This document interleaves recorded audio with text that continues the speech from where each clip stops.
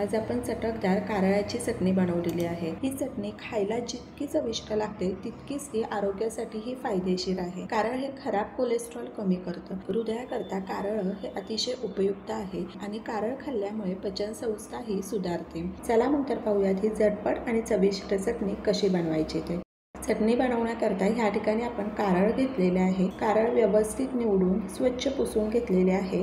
एकदा पॅन गरम झाला, पॅन अगदी कडकडीत गरम नाही करून घ्यायचा। पॅन नॉर्मल गरम झाला की मंद आचेवर आणि मध्यम आचेवर आपण हे कारळ छान भाजून घेणार आहोत। बऱ्याच वेळा कारळामध्ये मातीही असते, अशा वेळेस आपण कारळ धुवून घ्यायचं आहे। पाण्यामध्ये कारळ धुवून घेतलं तर मातीही खाली राहते। उन्हामध्ये 2 तासाकरता वाळवून घेतलं तरी चालेल किंवा तुम्ही फॅन खालीही वाळवू शकता। शक्यतो आपण पॅकेटमधले कारळ जर वापरले तर त्यामध्ये रेती नसते। पॅकेटमधलेच वापरलेले आहे, त्यामुळे यामध्ये रेती बिलकुल नाहीये। या ठिकाणी मंद आचेवर कारळ जवळपास मी 7 ते 8 मिनिटाकरता छान असे भाजून घेतलेले आहे।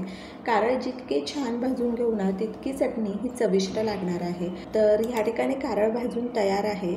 एका प्लेटमध्ये काढून घेऊ। लसणाच्या काही पाकळ्या घेऊयात। चवीनुसार मीठ घालायचं आहे आणि मिरची पावडर घालूयात आणि हे सर्व जाडसर वाटून घ्यायचं आहे। मिरची पावडर तुमच्या आवडीनुसार तुम्ही कमी जास्त करू शकता। लसूण जाडसर वाटून झालेला आहे। आता कारळ घालायचं आहे आणि चटणी वाटून घेताना मिक्सरचं बटन एकसारखं ऑन नाही ठेवायचं। चालू बंद करून ही चटणी आपण छान अशी वाटून घ्यायची आहे। तर तुम्ही पाहू शकता चटणी करायला किती सोपी आहे। चटणी हवाबंद डब्यात व्यवस्थित भरून ठेवली तर 1.5-2 महिने अगदी छान टिकते।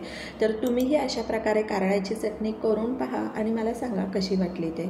तर अशाच नवनवीन चटकदार रेसिपी, पारंपरिक रेसिपी पाहण्यासाठी चटकदार बाय मोहिनीला सबस्क्राईब करायचं आहे आणि बेल आयकॉनवर क्लिक करायचं आहे, म्हणजे नवनवीन व्हिडिओज हे तुमच्यापर्यंत पोहोचू शकतील।